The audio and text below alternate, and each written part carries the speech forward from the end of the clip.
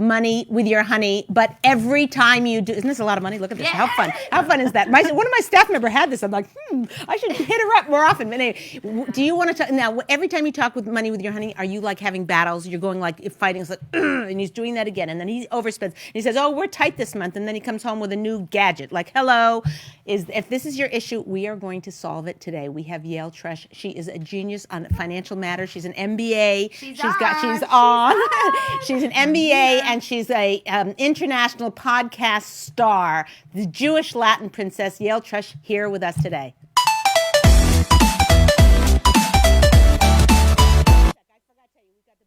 They put the. But it's okay, y'all. The Instagram still sees it. Okay, hi, Yael Trusch. Welcome aboard the Ladies Talkshow. Should I hold this money the whole time? No, give it to me. You should distribute it. You should distribute it out to everybody. This is Yael Trusch. She's an MBA international speaker, and she also has a podcast. Everybody needs to sign up for this and click. Do we have links and things like that? We'll have the links. Go to Jewish Latin Princess. She is a superstar. She's called the Jewish Oprah, okay? Yes. She interviews a lot of people. She's very passionate about money and how to solve the money situation. I don't know if you Google it or if you know this, but like it's the number one of the, I think it's one of the top three. Yes, it is. Yeah, of reasons people split, God forbid. So we want to know, what is it we can do as women to solve this here? I want you to tell us a little bit, Yael. Tell us a little bit, two things. You can do them in whatever order you want. I want to know why you got into this. And secondly, I want to know if you could outline the problem, like the scope of the problem of money. Why is it a problem? It's like, okay, we just don't talk about it. We don't talk about money because every time we do, it's a big conflict. Is that an okay strategy? Yael, you're on. We just described most people's strategy right there, Leah. There you go. Hello. Okay, fine. So I'll tell you how I got into this topic, because I think everybody's familiar with what you just mentioned, although I'm going to elaborate on that a little bit. But what happened was I got married a couple of years before the financial crisis of 2008, okay? And I had a great marriage. And something happened after the financial crisis. Everybody got hit in different ways. Well, I got hit financially, but my marriage started suffering. And what happened is that financial crisis started revealing that there was a weakness in this wonderful marriage. I had everything going for me and for us as a couple, but we started realizing that there was a weakness. There were too many conversations that had never happened, too many expectations and assumptions that were made. There was a fundamental weakness in lack of communication in an area of our life that turns out to be quite volatile, which is our finances, our money. And as throughout the years, we realized that if we didn't deal with this... Hold on. Wait, can I just freeze you for a second? I just want to make sure I understand. So you just started bickering about money, or you just realized that there was this looming unknown? What were the tip-offs that there was issues? The bickering. All of a sudden, there was tension, there was bickering, there was no more peace. And so not only were we having problems financially that we had to deal with, but all of a sudden our marriage was suffering. So we realized that if we didn't deal with this, and we needed to deal with it pronto, not only would we be in a financial crisis, like for real, but our marriage would be down the drain. Wow. So what we realized is that we needed to sit down regularly and start communicating openly with a lot of vulnerability and a lot of empathy about money. And let me tell you that, I'm going to describe what that looks like. Yeah, I want to know. I'm taking notes here. That, Leah, not only changed our financial life, completely turned around, but it saved, more importantly, it saved our marriage. We became so much closer as a couple. We didn't even know that we could even be closer. This is why this is so important. Well, I get that. But my question for you is, I mean, you're an MBA, and I'm sure whatever your husband's doing, like, what about for the rest of us who don't have the financial savvy to even know there's a problem and then know how to communicate it? And we talk here a lot about how if they're A+ communicators, where the husband and wife, they have a nice chat, the conflict comes up and they discuss it and everything's fine. then or there's people who on regular day-to-day basis have like a C minus to communication or a D minus or have really bad communication. Everything becomes a whole drama because they haven't worked on their communication back and forth.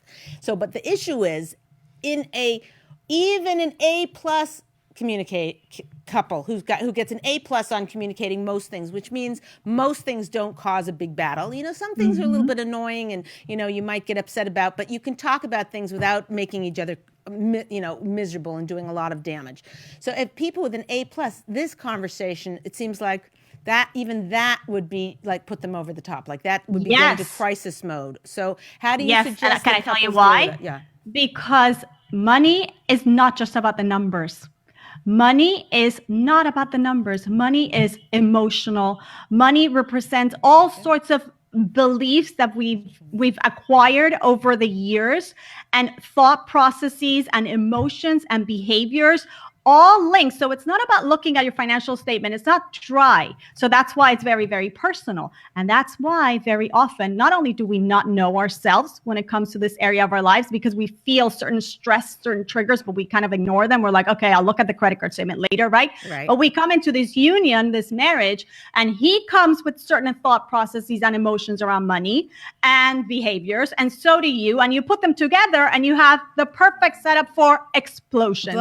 The perfect storm. But here's the question. Perfect storm. Even watching this video, and ladies, I want to hear from you. I would type in questions that you have about money issues, but I just want to hear from you.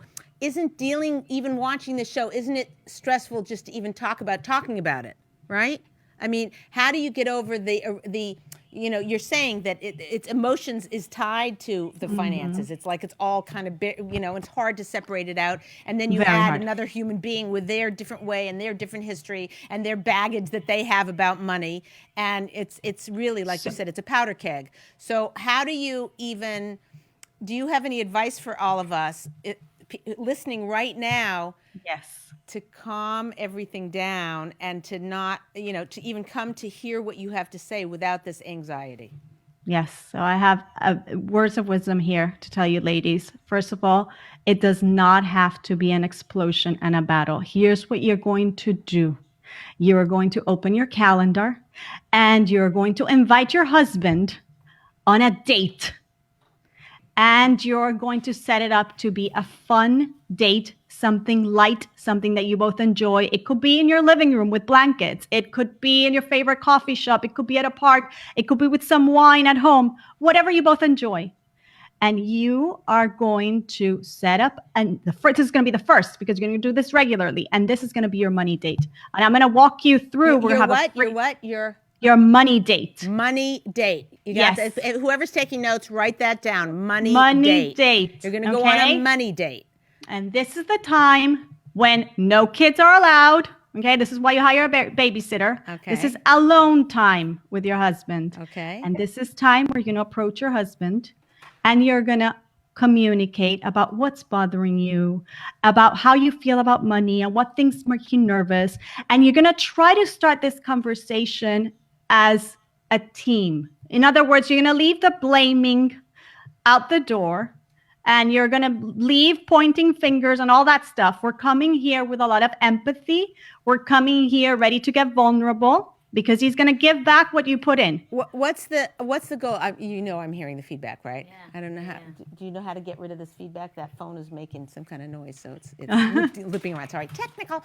But how do you? So you're saying this isn't a date to go like have some champagne and have steaks? No, bring the champagne. You're going to need it. You're going to need the champagne.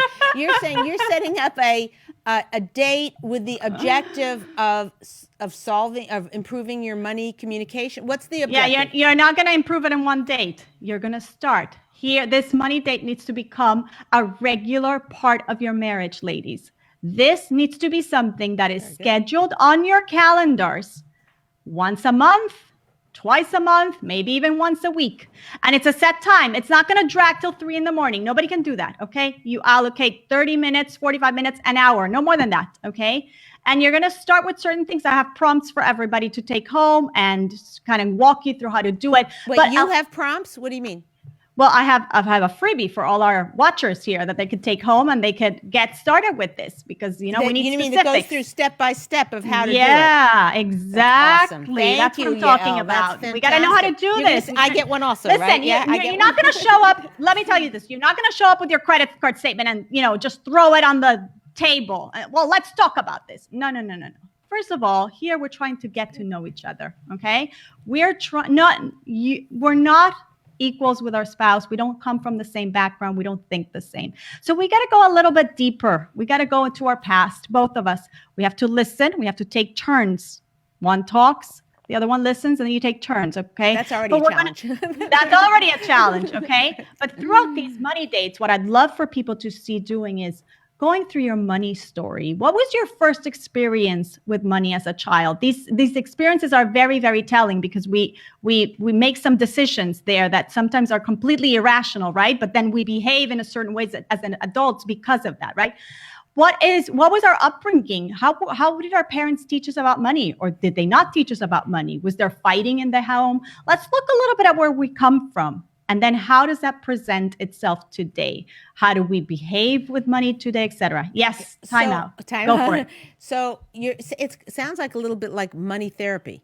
Mm-hmm. Interesting. But we're not going to get stuck in the past. We got to get out of the past quickly, okay? We're going to go through the past. We're going to understand that where we come from, both of us, because that's going to bring a lot of empathy. Oh, now I get. Oh, now I get why he's like that. He's not here to be stingy or this is some learned behavior, right? That we have to work on and how it shows up in my life today. And only after we've done that, Leah, can we talk about what do we want for the future? Okay, so hold as on. a couple, can I keep yes. time? I'm sorry, but can you give us an example of like what a husband and a wife sat down? One of your students, whatever, they sat down and they have their money issues or whatever. Can you tell us like an example of what kind of past he came from or she came and how it transformed and like that? So I can sort of get a picture of what that would look like. Right. So let's say he's very much a saver and you're very much a spender. And you discover that as you... Guilty? You're hitting some... okay, fine. Okay. Guilty, right? Yeah. So now you know that. And you're not blaming each other. You're not judging. You leave the judgment out. Now that you know that, right? Now you know that when you want to spend on something or when you spend on something that is perhaps out of budget or perhaps a little bit more extravagant than he would like, and he reacts, it's not because he doesn't love you. It's not because he doesn't want you to have those things. It's because perhaps he has certain concerns and you have to talk about it. Well, perhaps he's saving for the kids' college fund or he's saving for certain things. And once you understand that, or vice versa, here we made her the spender, but it doesn't have to be like that, right? Right. Then you can say, oh, 1 minute. Maybe we can put it off for a few weeks. Maybe we can split this expense in two. This I get the value of the communication. I want to just understand the value of knowing where you're. I'm not saying I don't agree with it, but I'm saying the value of understanding where they came from, their history. That is very interesting to me because people are a product of how they grew up and where they grew up and what happened to them and their parents went bankrupt in the middle of their teenage years and how that affected them. Right. So I just want if you can go to that very first step, it sounds like, from your checklist that you're going to give us, the very first step was understanding our history, our past. That's what I want to find out from you. An example of that. I want an example. An example of that. So let me just tell you, the first thing is that we're creating awareness because the example was that we're fighting or we're arguing about money, Leah, here, whether it be because one of you is a spender or the other, whatever it might be. We have a problem whenever it comes to communicating around this area of life. So if we don't know where we come from, we don't know why we're behaving in a certain way. Right. And we want to change that. So let's say that she wants him to be more on board with saving for the future, right? Okay. Or to be more on board with saving for repairs on the house because she really cares about the house. It's very important to her, right? Right. So if she doesn't know where he's coming from and he doesn't know where she's coming from and why this is important to her today, then they can't get in the same page for him to get on board with what's important for her. You sold me. I bought it. full stop. I totally bought what you're saying. I want an example for our listeners to understand what that would look like. Can you think of one, Sari? You know what I'm saying? Like, Oh, yeah. Okay. I want an example so they can say, like just a couple of examples. Like one guy he had this childhood. How would that play out? It's very interesting. I would like an example. Yeah, I'm gonna give you an example. Okay. A personal example. Yeah. I'm going to give you a personal example of what was my earliest money story. Oh, it doesn't have to be you, but but it's fine. This is very telling, okay? This is something that happened very early on in my childhood. I went on a family trip by myself early on.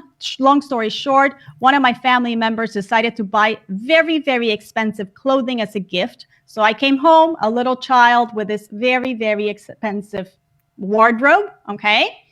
And one of my parents reacted and had a huge argument with this family member, okay? Because this other family member expected my parent to pay for the huge wardrobe. So as a 7 or 8-year-old child, what I internalized is I'm not loved enough because my parent won't pay for it, right? And money splits people apart. Okay. Wow. So later on in my marriage, if my husband, who adores me to pieces, and that's no question, right, would say, no, sweetheart, we can't buy this now. All I would hear in my little brain is he doesn't love me. Right? You see? Even though it's completely irrational. And he's not saying no forever. He's saying not right now, right? In a couple of weeks, we'll get you that gift. Or, hey, I just bought you this other gift, right? So this is just a simple example of we don't know where it's coming from. But when we hear no, it's like, oh, he doesn't love me, for example. Fantastic. Got it. Ivy wants to know, is it awareness about subconscious beliefs or conscious beliefs? Meaning, like, is it something that the other spouse is consciously It's a great question. aware of, or subconscious belief? Great question. And the truth is, it's a little bit of both, because our conscious beliefs, really, we behave in a certain way, and it comes from our subconscious. So we want to create some sort of awareness of where we're coming from. But like I said before, ladies, we don't want to get stuck there. Okay. This is not therapy. We're not sitting on the couch for 10 dates just discussing how our parents were horrible with money and they fought about money. That really sounds fun. I'm out of here. Like, this is not going to get us anywhere. We got to move forward. So yes, we got to create an awareness of our subconscious beliefs, because that's going to help us understand why we cringe when we have to open our credit card statement. We can't, whatever it is that we have to stomach related to money, or why we don't ever put the money in our savings account into an investment fund or whatever it might be, right? We got to understand this a little bit, but we got to get past it and get to a point where, So in that conversation, in that first date, money date, right? In that first date, you are, you're only spending like 10 or 15 minutes on talking about where you're coming from, just so that you can have an understanding. You're going to spend a little bit more than that. You're going to spend just one date on that. I see. Okay? I see. But then I want you also to spend a date on the present. What does money mean to you? What does wealth mean to you? Rich people are blank. Poor people are blank. How do I think about money? Is money good? Is money bad? Right? All of these things are going to be very telling. You don't even know that you believe certain things. But if you do kind of like a money Mad Libs, if you kind of very quickly go through some fill in the blanks, you're going to start seeing some things about your belief system and your husband's. And then you could talk about it, say, oh my goodness, look at that. This is how my past is showing up in the present. And now we can say, well, maybe we don't want that. Maybe we could start recreating that. We're now 2 adults in a relationship, building a future together. So let's make an entire new money story. Let's work on this together. Story. I love that. So you're saying first the first date, you're getting your, and the whole concept, from what I'm understanding what you're saying, there's this clash with money, and it doesn't have to be that way if there's the right communication. And in fact, having the right communication about it can actually bring you closer. This is what you're saying. Yes. So exactly. then you walk us through a process of money dates, that starts with looking at our past, and now you're going to walk us through some of the other steps of what. Can you do that? Walk us through, like, what are the other things that you're accomplishing on this thing? Everyone listening can, and later we'll and ask us questions too. Yeah, and ask questions. We keep asking questions, but so you'll walk us through. But the basic thing is, and for people who are Ladies Talkshow fans and come a lot, you have to realize this is in the context. If you have a marriage and you see that money is really what, like, you have good marriage and everything's good, but there's 2 or 3 things that are bugaboos. What this is stop. Impediments to closeness. These are kind of boulders in the way. I love that. So if one of them is money for you, and apparently it's money for a lot of people, then doing this dating money dates is one way to get around it, to learn about each other, to grow it, and to heal all of the suffering that has gone on around this issue. Now, there are some people for whom this will be a crisis issue. They need to schedule a money date tonight. Okay. There are some people who, this will be that. This has gone from like, I don't want to think about this. This is like down the road. I'm going to figure out how to deal with it. To sometime in the next few months or next few weeks, I'm going to actually, I'm going to schedule out 6 weeks from now a money date. Between now and then, I'm going to answer these questions myself and get myself thinking about it and start realizing that, when my husband is mad at me, it doesn't mean he doesn't love me. And you can work on it just by focusing attention. We know from Masilas Yesharim that when you think about something, Zahiris, when you think of something before you do it, the outcome is 1,000 times better.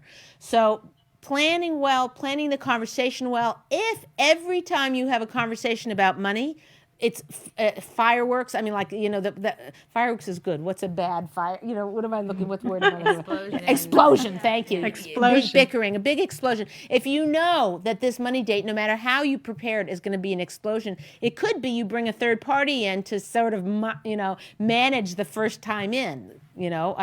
So it could be. It could be that there are couples who actually need to go to a financial therapist, okay? But here we're giving a tool that everybody can implement at home with regularity and really see a lot of improvement. Yes, you might need a therapist. Eruption. Thank you. Yes, that's like a volcanic eruption. Exactly. And it's hearing it now, being married, over 20 years, so I can hear it and I can say, okay, you know what, I might be able to have it in a really nice, I could try to do it in a nice way, but when you have so much baggage, when I was first married, dating my husband was so giving and spending money easily, and I was a spender. So whatever I made, it was gone before I even got the paycheck. Like the paycheck was already gone, and I had credit card debt, and I was just, money to me was like freebie. You just spend on whatever you want. There was never a budgeting, and there was never a system. And he's very giving and free. And then we got married.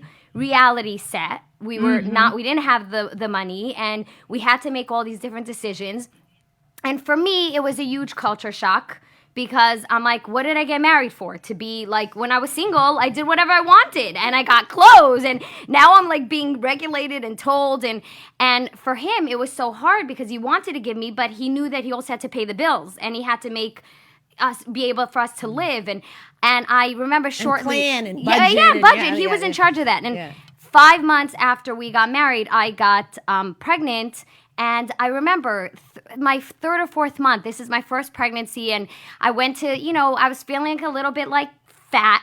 And so I went to this pregnancy store, one of these Pee in the Pods, and we can use it as a sponsor, by the way, Pee in the Pods. Feel free to sponsor us. Yes, that's right. And they had beautiful things, and I found this one jumper, and I remember till today, it was $125. It was so pretty, like had everything that I wanted. I put it on, I felt so good. And I was like, for sure he's going to let me buy this. I mean, hello, I used to spend 5 times that on an outfit. So for me, like $125 was cheap, was like literally, thrift. Right. And I come home and I said, oh, and I want to buy this outfit. And he's like, we can't afford it. You can't. And I literally, Yael, went into a closet for 4 days, crying like a baby. I mean, I was also hormonal, so I'm going to chalk it up to that. But crying like a baby that what did I get myself into? How did you into? In the closet? What do you mean? You mean you would no, just went into anytime, literally. No. Closet, First, I went into a real closet, Leah, okay. a real closet, and sat and cried, and he didn't know what to do with himself. And then I literally was in this like closet mode of shut him out. Yeah, shut him out, and I was devastated. I'm like, I'm pregnant. I'm supposed to get things. My husband's supposed to give me. He used to give me. Why is he stopping to give me? And literally 4 days later, he walks in with a bag from Pee in the Pod with the dress. He had gone to the store. He reminded the salesperson who I was and was describing me. And mind you, he sold comic books that he had that were like his collector's pieces. On eBay. To get me that stupid dress. But honestly, I want to tell you something. It's devastating because I was not prepared for that, and I didn't know how to have conversations, and I don't think money conversation was not even. It's like really like if you have, like I want to be taken care of, and my husband's supposed to take care of me, and when I want something, I should get it. Like So. But that's exactly what we have to have them, even though they're difficult. And the more we have them, the easier it gets.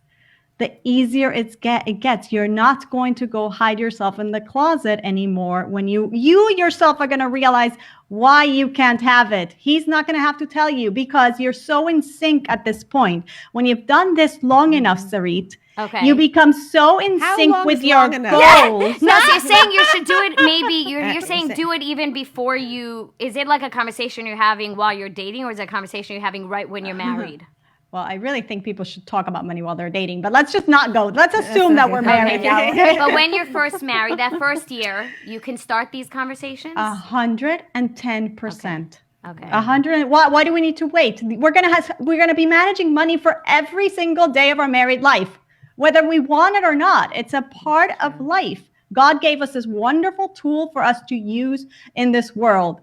And if we don't unite together now, the sooner the better, about how we're going to utilize it as a couple, then we're just going to always be in conflict. And there's nothing more beautiful than to be in sync and know, wow, right now we're preparing for this. We're preparing for the birth of this child, or we're preparing for camp for my older kids, or we're preparing for a donation that is going, people are going to ask us for a certain amount of donation. And isn't it amazing that we can look at the bank account and know that we already have the money for it, whatever it might be, but we're in sync together on those goals that represent what we really believe in. It's awesome. So let me just ask you, because managing, in other words, right now, a wife, let's say she's managing, 6 types of things with her husband. I'm just making up a number, but, she's managing how they communicate. She's managing the fact that he, changed his job and is her new thing. And now now she's making lunches at night instead of the morning. We're frenzied, right? So now she's bringing in this whole other thing. So 2 questions for you. One is, how does she manage it in her, I don't know many women that could say, okay, from now on, once a week, we're going to go out, we're going to go on a date. Forget, that already I went to a lecture 2 months ago and they said you need to have a date night once a week just for fun. No talking about the kids, no business, no anything. You're just supposed to have fun together. Plus, I went to another class and they told me you're supposed to get together and you should have conversation about deep things that are important to you, whatever it is, your goals, your life, 5-year goals. So how am I going, and this one is the least looked forward to. Like, I wouldn't mind having, the homework to go and do nothing on a date, that I'm all for. Going and like, oh my gosh, I've got to face this. It's like, I wouldn't even, like, I'd be getting myself dressed and be like, oh, do we have to go, like whatever. I mean, and maybe it should be a date at home in your robe, with a blanket. With a blanket, around right, you exactly. And right, exactly. So my 2 questions for you. One question is, how do people fit this into their life? And second question is that you have a, I can't imagine that the husband is going to be so receptive to this kind of a conversation. So, there's a difference between men and women in that, a man has to, well, maybe it's the other way around, but wants to look at the credit card bill. And it's like, not right now. Are you kidding? After the day I had, you want me to look at the credit card bill statement and look at it? So how do you, so the 2 questions are, how do you fit it into your life? And secondly, how do you get your husband on board with this? Okay, so the first one I'm going to answer very quickly. And I think it's something we all have to like kind of work on. There's no such thing in life as lack of time. There's lack of priorities, ladies. And Wait. Say that again slowly. Everybody go take all the wax out of your ear. Listen, say this again. Okay, go. There's no such thing as lack of time. There's lack of priorities. We all have the same amount of time in a day and the same amount of days in a week, okay? Right. If something is a priority, you're going to make time for it. And if your marriage is a priority and the thing that is causing the most tension in your marriage is your financial life, then you are going to schedule 30 minutes a week or a month. That's great. That's great. To learn to communicate respectfully, openly, and intimately about money with your husband. So that's number one. That's answer number one. Number two, Leah, I'm going to disagree with you a little bit here. You'd be surprised. I've got the gloves. Gloves. That's not fair. You should have glove all. It's got the Ladies Talkshow. The Ladies Talkshow gloves. Hello, you're Latin. You need to be a Spitfire over there. You can take her down without a glove. I need a crown. I'm the princess. There you go. You really definitely do need a crown. Okay, so fine. Okay, so here's where I disagree with you, Leah. I believe that men are often feel very, very pressured by this idea that they have to hold it together when it comes to money. And you relieve a lot of pressure when you come to your partner, to your husband, with love and care and show him that you are his helper. You're not here to go against him. You are here willing to work as a team. What do we want in life? We want private school education. Well, how can we make that happen? When you come to your husband and approach him like you want to be part of the same team, especially in this area of life, let me tell you, yes, they might not be so into talking about emotions, but once you get vulnerable and they feel that you really want this to work, the pressure that they feel just melts away, and they're like open. They're like, please, thank God. Yeah. Right? Wow. They'll be bringing you the gifts, sorry, husband. Golden Path Organizing and Chava asked, actually, is this conversation different for a family where the mother stays at home to take care of the kids? No, this conversation is not different in the regards that it should still happen, okay? Mm-hmm. And actually, it shouldn't be any different because the fact that you perhaps are not the main breadwinner of the family doesn't mean that you shouldn't be involved. And that's exactly what we're saying. We're trying to make women also involved in the financial conversation. Women don't need to be in the dark, and that's going to relieve a lot of the pressure that men feel. Now, I'm not saying now you have to control your husband. Every marriage has a certain dynamic, and you have to come to an agreement of what feels comfortable for each, right? Okay, for some couples, it might be that they want joint bank accounts, for example. Other couples work better with separate bank accounts. You have to fine-tune whatever works for each. But the point is that whether you're a breadwinner in the family, or you're just at home with the kids, or you're the main breadwinner, whatever it might be, you still need to be having these conversations because you're both responsible for the money. Because even if you're at home, taking care of the kids, you're spending the money. You're making decisions on charity. You're making decisions on whether we're investing or saving or at the very least spending you are. So money affects your life directly. It affects both of you. So you got to have those conversations. Yeah, by the way, Eliza said Leah, and I'm not sure to what you were referring to because it's from before, but she said, yes, Leah reading my mind. So you're reading Eliza's mind. Maybe it was the punching glove. Yeah, that's it. The punching glove. Yeah, Golden Path did say it's crazy how finances dictate our minor daily deduction, making as well as major life important decisions like how many kids to have, especially with cost of tuition. I'm sorry, she said decisions, not deduction. So it dictates our minor daily decisions. Basically, so much of our life is based on how much money we have, and it's playing out. Should it? Okay, so here I'm going to, should it? I'm going to talk to you as a woman of faith and a firm believer in my tradition in Judaism. No, it shouldn't. Right. Your ultimate source is God, and we have to build our trust in God. And that should be part of your money dates. helping each other build that trust. Because at the end of the day, the money that you and your husband have for whether it be the children, for whatever it might be, doesn't come from hubby. It doesn't come from your honey. It doesn't come from his boss or your boss or the stock market. It comes from Hashem. Okay. And Hashem, being that he's the source of all all blessings, it's very clear that the vessel for those blessings is peace in the home. So if we want to have a vessel that is ready to receive, ladies, we have to work on the peace in the home. And this is why these money dates with regularity become all the more important. We got to learn how to talk about money with our spouses. We got to get on the same page. Great. And if we keep putting it off, we're not going to get there.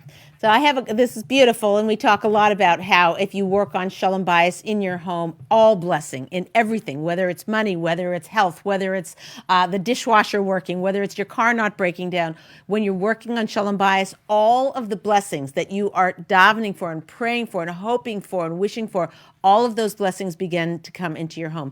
That is a guarantee, not from Leah Richheimer, from God himself. He has guaranteed that. And we have many, many sources saying that. But also, it doesn't mean you're going to have a perfect life. It means that the disasters that might have befallen you for sure will not befall you. So someone, well, wait a minute, I got in a car crash, but you walked away from it, So we can't, these are very hard things to measure, but we know absolutely for sure any effort we put into Shalom Bayis, into peace in our home, will come back to us in this world and the next. I have another question for you. If I could add something to that, yeah. Not only that we're gonna not have a perfect life, but something that we are going to have is a tranquil life.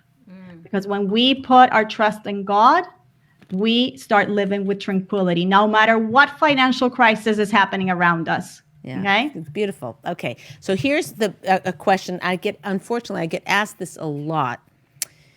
I have a lot of women who call me and say, is my husband controlling? He only gives me a certain amount of money for this and a certain amount of that. He checks my phone and sees who I'm texting back and forth to. So these are issues, this is heavy duty, but I'm asking you to address the money part of it, where the husband, a woman just yesterday made an appointment with me, and she has a big issue because her husband is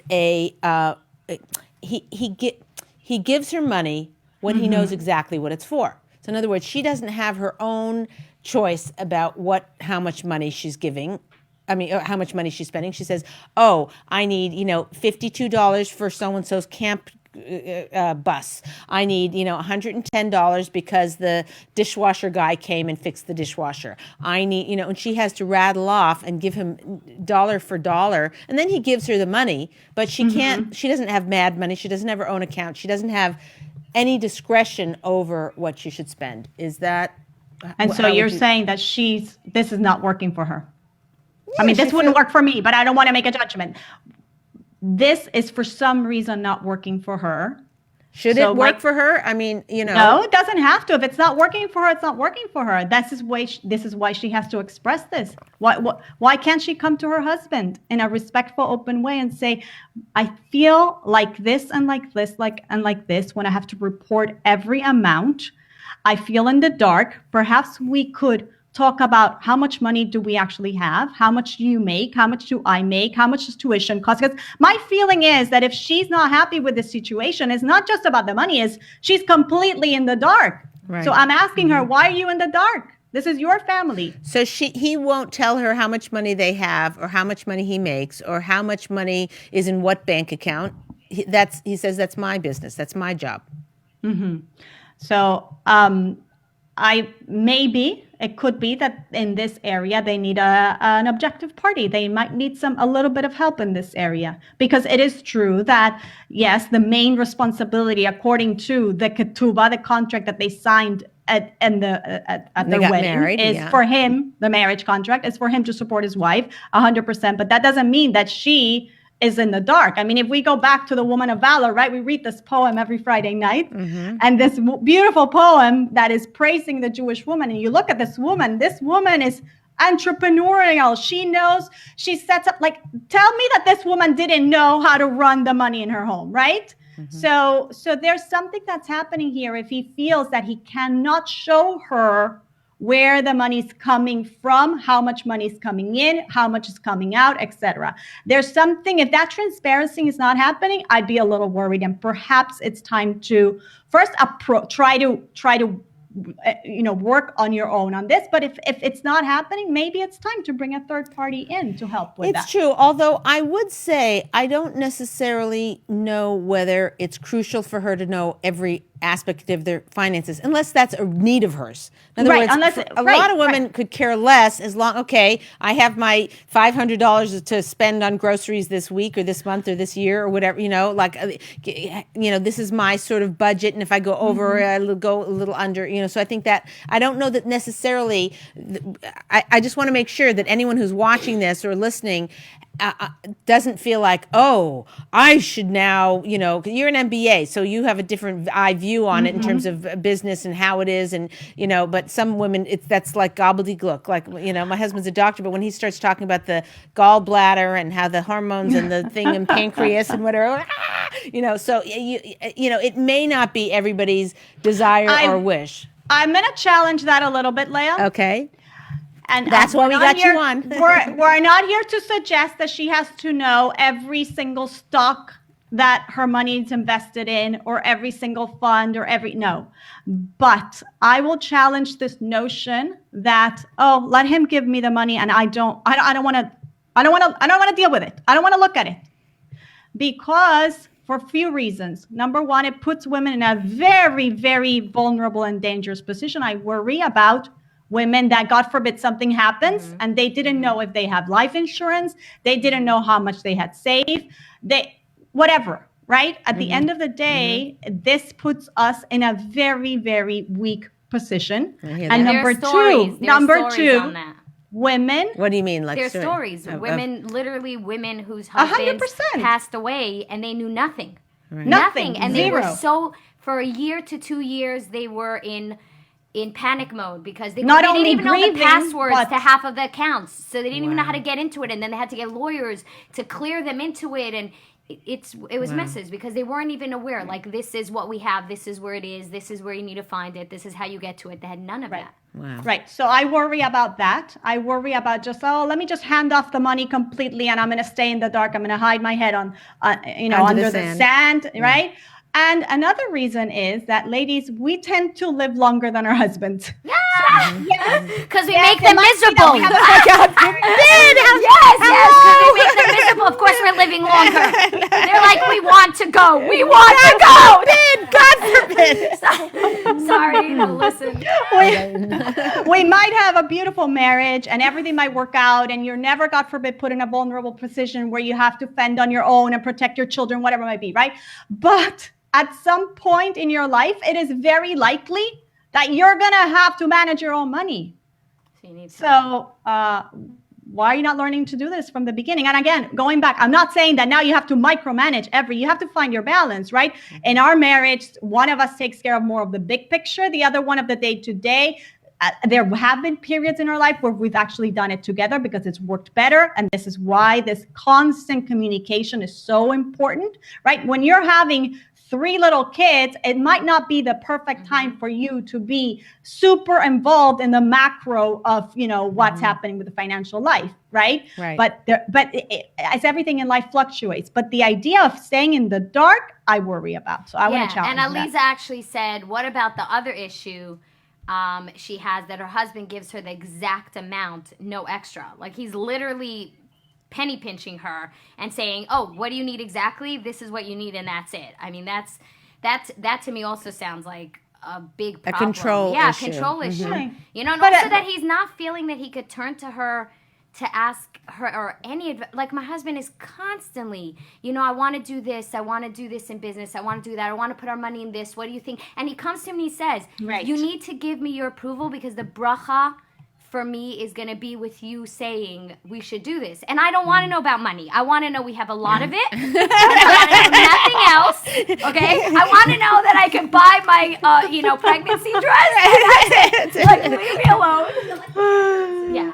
Otherwise, you don't feel like partners Yeah. if such a big decision is not yours. Right, and there's another aspect to this, which is women have Bini Asera, which is women's intuition. So even though you don't want to deal with it, whatever, but he'll come to you and he'll say, there's a guy who approached me and he wants us to invest, $5,000 in this thing where, whatever, and you'll be like, oh, well, that's a lot of money, and let's go out to coffee with him, and you meet him, and in 30 seconds. He's looking at you. How do you do beady eyes? What do beady eyes look like? Yeah. Whatever. Yeah. The guy's got beady eyes or whatever. You just don't. Yeah, feel, that feeling. You have a feeling that your husband's like, oh, he's a nice guy, because your husband's listening to what he's saying and not what he's doing and what his eyes are doing, and the fact that he keeps being shifty-eyed or whatever. I don't want to say that because maybe people have shifty eyes and I'm insulting somebody somewhere or whatever. I don't mean to do that, but I'm just saying that you get the vibe this guy is not trustworthy, and a husband needs your Bini Asera to run his life well. So if you're in the dark, I get it, and I know that feeling of like, just buy me the dress, and I don't want to know. We have a lot of money, good, I get that, but there is something that you can bring to the table. And in fact, I have a couple, this is maybe, I want to say 6 or 7 years ago, where she forced her husband to buy a home. Forced him, literally, and he's like, no, we can't afford it. And what if I can't do the mortgage, and we're not putting up enough of a down payment to make the mortgage, the monthly cost payments low enough for me to breathe? And she would not take no for an answer. She felt it. She felt it was the right thing to do. She felt it was the right thing to do. If we're going to dive in now, the prices aren't going down. She pushed him to it, and he thanks her constantly. Yeah. He's like, because the house appreciated in value since then. Yes. And has it been hard? Of course, they've been struggling, and some made it very tough in the short run. Short term, whatever. But a wife just has a gut feeling, so she can bring a lot to the table. But let me tell you something about that example, which is a great example, because when she was able to get his buy-in on this, I bet you that she also was willing to make certain sacrifices because this goal was so important, and so was he, because he understood that this was so important to his wife, not because she was trying to be spoiled and she was getting the biggest mansion on the block or whatever it be. If really they get to the core of it, and there's something that is really a core value in the family, that you really both feel that this is so important to you, then you're both going to be able to take some trade-offs. And not only that, but hold yourself accountable. And you might slide sometimes. We're not perfect. And you might, deviate and make an expense that perhaps you shouldn't have, and he might too. But if you're communicating and you're not attacking each other, you realize, oh my gosh, we messed up this month. Okay, how do we get back on track? That's fantastic. I want to ask you to take a little bit of a change scenery here, and I want you to go in deep on a couple and explain to us how to get out of the middle of a conflict about money. Let's get an example. If you can think of one, Sarit, somebody on team? No, they're in the middle of having one of their money dates, and they're talking about the stuff that they're dealing with now. Give me one example. She wants the same as that example that we had from one of our viewers, where she wanted to do professional pictures for her son, and it cost $700. And he was like, he didn't even understand the concept. Why? Let's go to JCPenney and do it for $19.99. And she's like, no, this was important to her. So she was having a conversation, and he was having a hard time hearing her. And then she wanted to throw in his face, which she did in the conflict, that he had spent $700 on box tickets to a game. So that it's like what was good for him was fine, but what she wanted wasn't. So they got heated. So that very nice, let's discuss money in a very calm fashion became conflicted. What did she say? Erupted. There was an eruption. It was an eruption. Volcanic eruption. Yeah. So I'm here to tell you that not all of my money dates are peaceful. There have been money dates, especially in Latin, so I could get the eruption can happen quite quickly. Okay? And many times we're like, well, what just happened here? And it takes settling down and say, oh my goodness, that because I felt like you don't agree, whatever it might be, right? So in this case, it's very obvious that she doesn't understand why his priorities are here, and he doesn't understand why hers are there. But that doesn't mean that they should give up on this. They still have to come back to the negotiating table and figure it out, because they have to run the numbers and they have to see, can we really afford both of these things? Without the blaming. See, the problem is when we start with the blaming, but you did it, but you did it, but you did it. Then we're like, that's it. Like the wall is built and we can't get past it. How do you not blame? That seems just drink some wine. Drink some wine. It seems like impossible not to blame. I said at the beginning that we have to make the environment here. We have to bring the champagne, the scented candles, whatever we need, okay? Because it could get heated very, very quickly. The tension could escalate very, very quickly. So we have to use, again, our Bina Yasera to try to make it fun and try to make it amenable for both of us. Do you suggest to stop when it gets heated and to say maybe we need to like redo the date, next week? Is it like we're gonna stop this and we're going to reschedule it and put it on next week's agenda. And that's the best thing to do. Don't let it escalate. So in this example that she brought, let's walk it through. Let's role play a little here, because I think it'd be very educational to understand. He bought the box tickets for $700. She wants the $700 photographs, which last longer. The box is one night. Hello, like I'm totally on her side, which I know I'm not supposed to be. No, but we're all on her side. So I have one question for them. Okay. Did she know that he was going to buy the $700 box tickets? No, he surprised her, meaning he took her out on a date. Oh, he took her? Yeah, no, he took her. No. He took her, and she said she was miserable the whole time because he had bought the tickets, and then they had this little conversation, and then as she's there in the box, she's thinking, I could have $700 worth of baby pictures right now. So she was not happy. And to her, she didn't. And to him, he felt like, I work hard.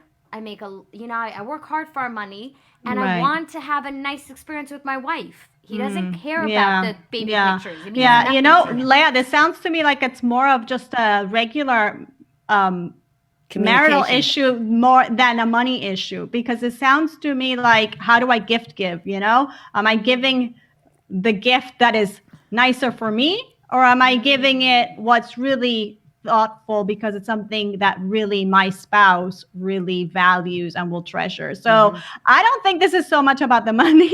I hear that. I hear that. But the issue here is that we have to figure out a way, like, to communicate. Like, there's got to be a dialogue that can be had.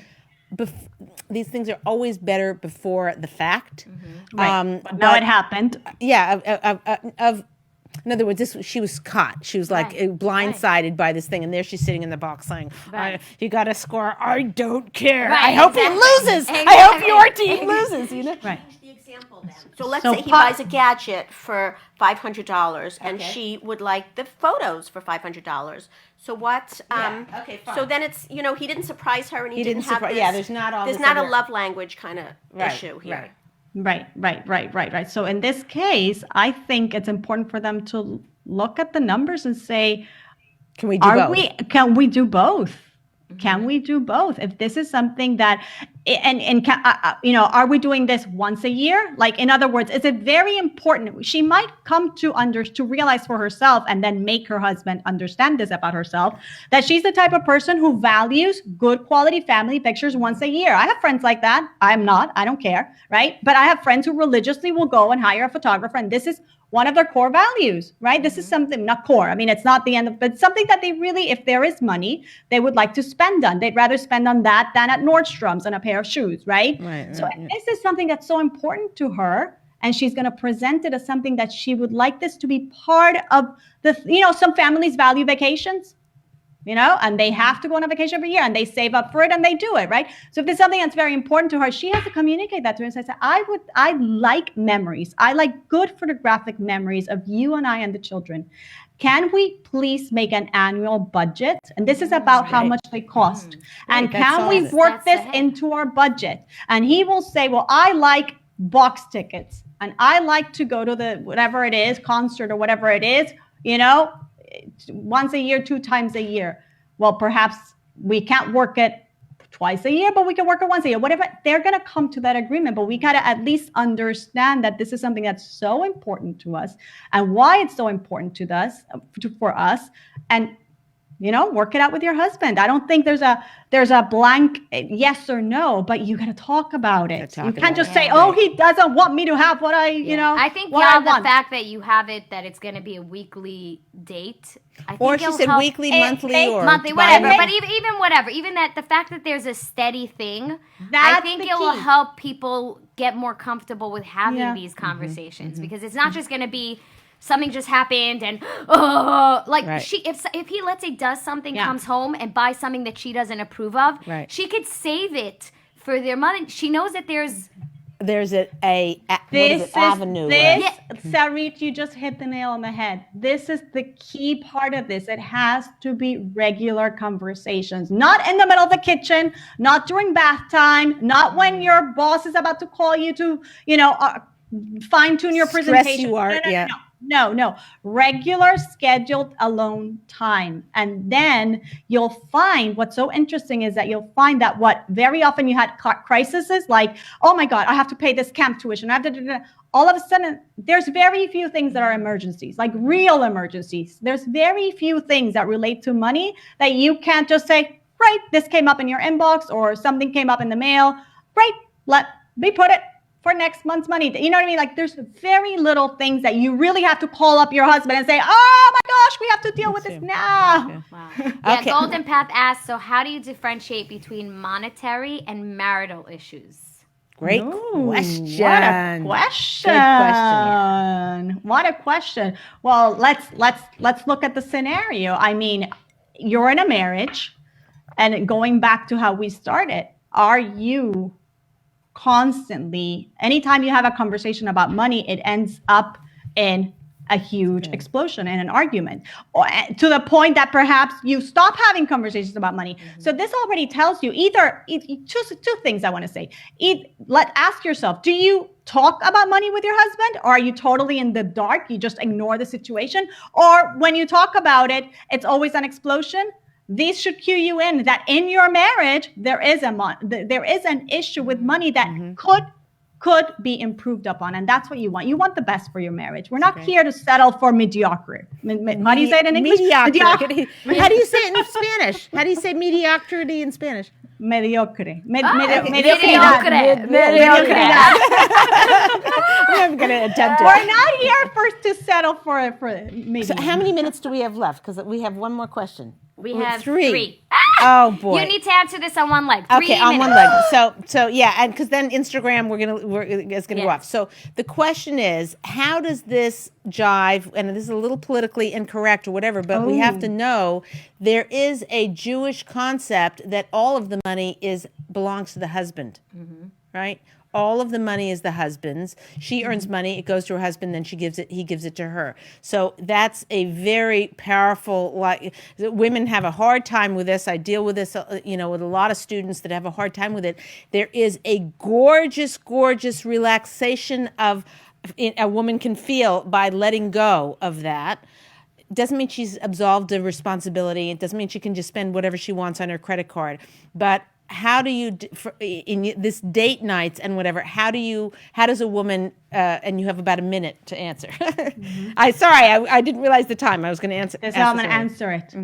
Your husband, who is madly in love with you, who honors you and treasures you and respects you, wants the best for you. So if you're able to build your relationship to a point that you communicate your wants and your needs in a way that he can appreciate it, even though, yes, it might be that he's the one who's responsible for the money, he's going to be on board with helping you achieve your goals, what you want in life, whatever those goals might be, which might be having a lot of guests on Shabbat. It might be having a nice fun to give your children when they get married, whatever they might be, he's going to be on board. But it's on you to make that happen. And if you don't sit and start dating him about this, you're not going to get there. That's fantastic. Wow. How can we get in touch with you, Yael? Okay, so I am on JewishLatinPrincess.com. Over there, you can read my blog posts. You can subscribe to my podcast. On the podcast, I've interviewed you, Leah. So I would encourage all of our watchers, viewers today to go in there on the podcast, which is on every podcast platform, I believe, Jewish Latin Princess, and go on episode. Latin, Jewish Latin Princess. And that describes you very well. Yes. And I think you were there with me on episode 75. That was a fabulous conversation. But anyways, on that show, you're going to get a lot of practical and spiritual tips on how to live your life, on wonderful interviews that I do with wonderful women like Leah and many other Jewish women who have a Yael, thank you so much for being with us. We love you. We'll see you next time. And look out, because we're going to have the date night freebie. Yeah, freebie. I'll tell you where. So you know exactly how to do it. Yeah. This is the Leah Richheimer. We'll see you next time.